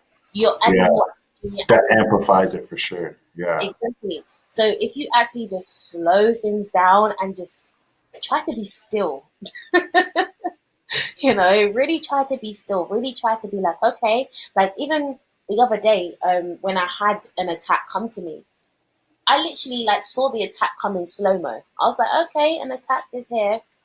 Okay, all right, cool. I need to deal with it. Then I got into myself. Like, I'm not even trying to hype up myself. Do you get what I mean? Like, because that in itself creates the fuel. You give it energy. If you're like, oh my God, if you see it coming, and you almost affirm its the existence. size of it. Yeah. That's what I used to do. I just not even used to, I did this last night. Like, because I'm Mars and Aries, so I get to a point where it bottles up and then I just erupt. And then I tap in Professor X style, and I just start telepathically blasting back like, is this what you think for real? Man, you about to see, you ain't seen nothing yet. Like, screw you. And every time I do that, I don't hear shit. Like, this stops after a while. But and it's also knowing that you don't have to fight all the time as well, because every time something comes into your mind, like, most of the time I don't even give certain things energy. I just notice it. Exactly. Yeah. Okay, you're there. Okay, you don't need to be in here. That's what I need to work on. Like, it's a bit of immaturity on my part, where I don't have to acknowledge it. Like, I really do. I can detach from it, but it's my ego that gets triggered, and then it's just like, oh fuck, and I'm just, you know what? Yes, like, who are you? You say it to my face. Say it to my face. You ain't in my face though. It's so like Aries. So I'm just like, okay, I need to chill. I don't need to be responding like I'm better than that. You know what I'm saying? Like, I only just mastered that lesson this year. And mastering. Like, mastering, yeah. It brings out an ugly side of you if you let it. It's just like, but it is what it is. Like, but I realized that, like, the attack that I had 2 years ago, it was because I didn't have control over my anxiety. That's what actually was. I allowed the attacks that were sent to almost seep into. I allowed it to seep in. It didn't even need to seep, Yeah. So just know that sometimes you don't even need to fight. Like, learn how to pick your battle. Like, now I'm learning how to literally be so strategic. Like, I'm really coming into this Scorpio energy of mine, where I'm like even right now, like, when you have to sit down on something, you've got information, and you just have to sit down and wait for the perfect time to actually approach the situation, rather than step into your Gemini and be like, no, I want to slap it down now. Yeah. Like, Saturn is really, really helping me grow up and really mature into, like, really, really learning how to harness my integrity. Oh yeah. You know? So that's what I would say. Oh, it's Nice. my turn now. Yeah, we got one more round. Um, let's see. Juicy, juicy, juicy. Let me think. Um, what do you think the most significant um what do you think is going to happen, especially with this, like, these new transits, Pluto in Aquarius, like, especially Jupiter in Capricorn and all that kind of like, what, what do you feel is going to be like? Oh my God. Okay. So you're talking about like Saturn and Aqua and like uh Jupiter and Aqua what's gonna happen when it moves into there? Yeah, sorry, yeah. Okay, so Saturn Aqua is the establishment of new knowledge because what happens when Saturn comes around is you usually have case studies. You usually have like documentaries that come out. You usually have like good understandings of the decade we just came from. Mm, So like we can now understand about the year 2000 to 2010 yeah, because we're done with it. Like we're almost 10 years off from that. So yeah. now we're at a stage where we can look at, so what was 2010 to 2020? And that's all going to be studied. So the first thing we're going to have to deal with off the bat is uh, coming into fire heavily the spiritual community. It's Mm-hmm. long overdue. The spiritual community is coming under heavy extermination, under heavy fire, because there's too much fake psychics. There's too much people who shouldn't be calling themselves astrologers. They shouldn't be calling themselves psychics. And so there's going to be a lot of work undergone to basically make people take this even less seriously. Mm-hmm. And whatever they're going to do, it's going to work. And Mm-hmm. they're gonna spin information, they're gonna twist it, but you know who it's gonna be the best for? Authentic psychics, people Mm-hmm. who really walk the path, because you're gonna see people super skeptical more than ever, but we're the real deal. So we'll just be like, let me just read your chart. And now you're gonna have people who are skeptical who now are forced to believe because we're showing them. You know what I'm saying? Like we're not just like showing conjecture, we're not giving Barnum statements.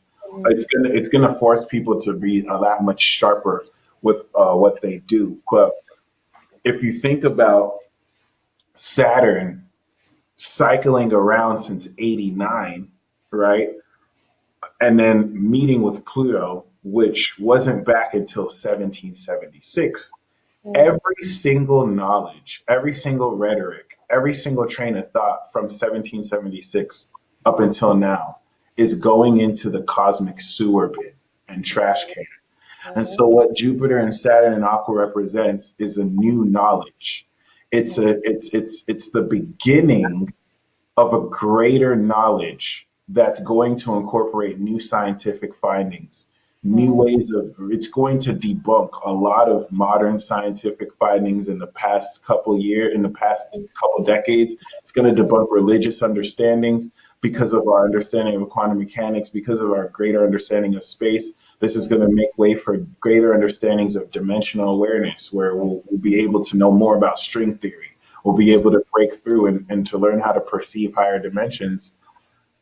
However, realistically, because Aquarius represents such a height of madness, because Uranus rules Aquarius, there's an energy of madness that's been heightening within people as this energy has been moving forward. And this madness is what's making people crazy. It's the stress, it's the symptoms of the generations prior and how their incompatibility with the younger generations is coming to a head. So all that Aquarius energy is a Bugging out. state of madness. Exactly. Yeah. We're in Capricorn, so it's reaching spikes of craziness. Mm-hmm. But like once this moves into Aquarius, the level of crazy is going to spike at an all-time high and it's going to stay there. So school shootings are going to be more common. Public shootings are going to be more common. Terrorist activity is going to be more common. And this is just a consequence of that attitude within children who are now of age. The Because this is what you have to think about Saturn cycles. When Saturn comes around, the people who were children at the beginning of that cycle are now of age. Now they're going to make decisions. And these motherfuckers are crazy. They are mad. Yeah. They don't know, it's not their fault because they've been lied to their whole life. And so this is just an expression of rebellion and recklessness. What else is their answer to what we've been given? And while they'll be demonized and villainized, they're only a symptom. So there's going to be the most crazy technological advancements that will make the advancements we have are already crazy. Yeah. But there's about to exponentially move forward because now society has reached a place where we have been technologically advanced for 20 years. Because remember, 10 years ago, 20 years ago, this was still relatively new. Now it's not new anymore. Yeah. This is a new thing. Like we've never been here before. So it's definitely going to open up space for everybody to be a celebrity. And that's where we are right now. Anybody can go viral. Underground music is the new music. And like everyone can be a star. And we're so spoiled. We think having millions of views is fame. No. If you have hundreds of people watching you, you're famous. A lot of people are famous right now and they don't acknowledge it because they don't have millions of views. But no, honey, like 1,000 people know you. That's fame. Back in the day, that's fame. Like creating on stages. You know what I'm saying? You can live a whole lifetime and not know more than 30 people. It's not like that anymore. You can fucking go live and 30 people watching you. You're famous.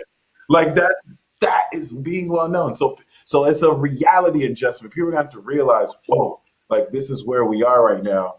And a lot of veils are going to be removed. And unfortunately, it's going to get a lot uglier before it gets better because that Pluto Aqua is just going to flip and trigger the switch. And we're going to see revolts. We're going to see riots.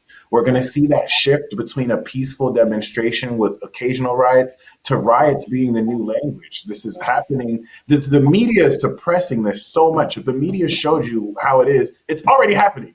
But you're not going to see this on CNN because it doesn't put on the agenda. So all that, because what Aquarius is doing is it's removing mainstream outlets to make everyone a mainstream outlet. So it's definitely going to just peak all of the chaos that we have now.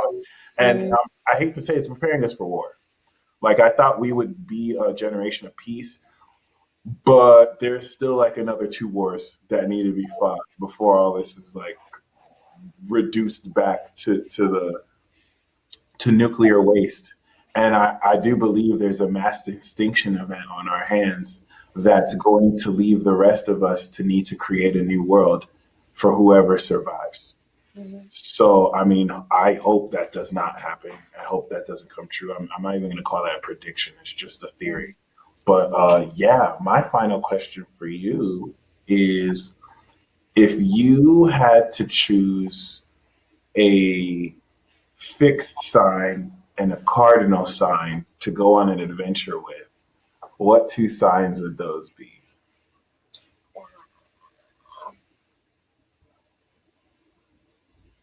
Fixed or cardinal? Cardinal. I don't know. Because there's pros and cons to both. Because there's certain bits that irritate me and certain bits I could be like cardinals I'll be like, okay, I know I have more fun with. But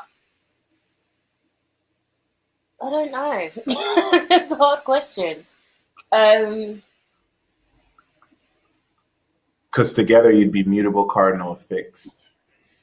I know. Like,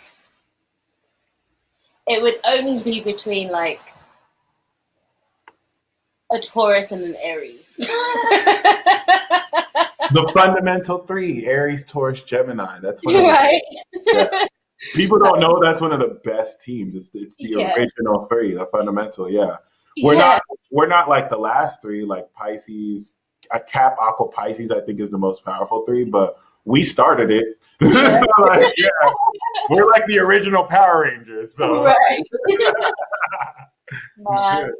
Probably Aries. Probably Cardinal.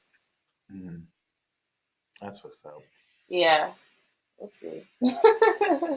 Ree Burrell said, I feel like you guys are teaching us what a real first date should be like. And I ain't gonna lie, if this was, I would want a first date like this. That'd be lit. We just chop it up, Yeah. right? That'd be awesome. You know what? It's so crazy because like I'm intense, so my dates can be like that, but then it's like they may not have the meat to be able to match that. So then I just feel like I'm just over talking. Like I'm like, I'm just gonna go home now. I'll go talk to myself. Yeah. Like, good. Thank you. So Taurus and Aries is year 2? Yeah, I'll probably go with. See, there's a time and a place. Like exactly, yeah. That's you know, what's so hard about being a Gemini, because sometimes this people work, sometimes this people work. Do you know what I mean? Like like if I want to be mellow, probably Taurus. If I want to go out, probably Aries. Yeah. So because it tempers to the two different sides of my character. So yeah. Together as a team, it's phenomenal. Though. It's very, very good. Very, very good. All right. So, I mean, I was not planning on having a 2-hour conversation with you, but it didn't feel like 2 hours. I'm not surprised. Yeah, it just flew by. But thank you so much for calling in, for joining us and blessing us with your angelic grace. No, thank you for having. Do you know what? Thank you, because you know what? I don't even know if you know this, but you put me onto astrology like good 12 years ago. So thank you. I'm very honored. Yeah, so, that's my purpose: is to bring people to the door, open people up. Yeah, definitely. So it is what it is. I'm glad I've reached a place now where it's like, oh, you're skeptical? Let me make you a believer. I made a Virgo a believer. The day I did that, that's when I was like, I could do anything. It was a Virgo dude. He's like, yeah, my girlfriend's into this shit. And then I didn't even read his chart. I just knew his birthday. He's like, wow, considering I didn't tell you about my life, you kind of knew a lot. Okay. I was like, what? I made a Virgo? Oh, it's a wrap. Like, I can do anything. That's what's up. Yeah. Nah, but I appreciate it for real, like, because it was funny. It was just me coming out of Christianity, and that you was like the first astrology video I saw, and I was like, okay, relatable. We can do this. Let's go check this out. I'm really honored. That's what's up. Yeah. That's really nice. That's great. So no, this is an awesome opportunity for me that I'm really appreciative of. So how can people reach you if they want to reach you? Yeah, so I have my YouTube channel, which is Soul-Reconnection. You can also find me on Instagram under Soul-Reconnection as well, or Soul of Namz. And yeah, on Facebook as well, under Soul-Reconnection. So also my website is www.soul-reconnection.com. I feel like I'm saying it over again, but yeah, that is the brand. Cool. And do you have any final last word of advice for anyone on the spiritual path or anyone? I would just say keep things really simple and stop trying to shoot up here into the higher realms. Like the goal in this life is to really ground yourself in this reality. So just understand that, try to focus on the things that you try to run away from, including your physical responsibilities, including those niggling things inside of you that you haven't healed and properly purged from yet. Just really don't cheat yourself in this lifetime. It's not really going to be cute, and it's only going to backfire on you. So I'd just say, just get into the reality, get into this realm, like really ground yourself in it, and have fun. It doesn't have to be all serious, and it doesn't have to be all gloomy. Just have fun in your journey, and just take it a step at a time. Beautiful. Yeah. Very beautiful. Keep it simple. I love it. Well, thank you once again. Thank you for those of y'all in the live chat showing love. We got a nice, healthy group watching, and yeah, until next time, you guys stay blessed as always. Peace out.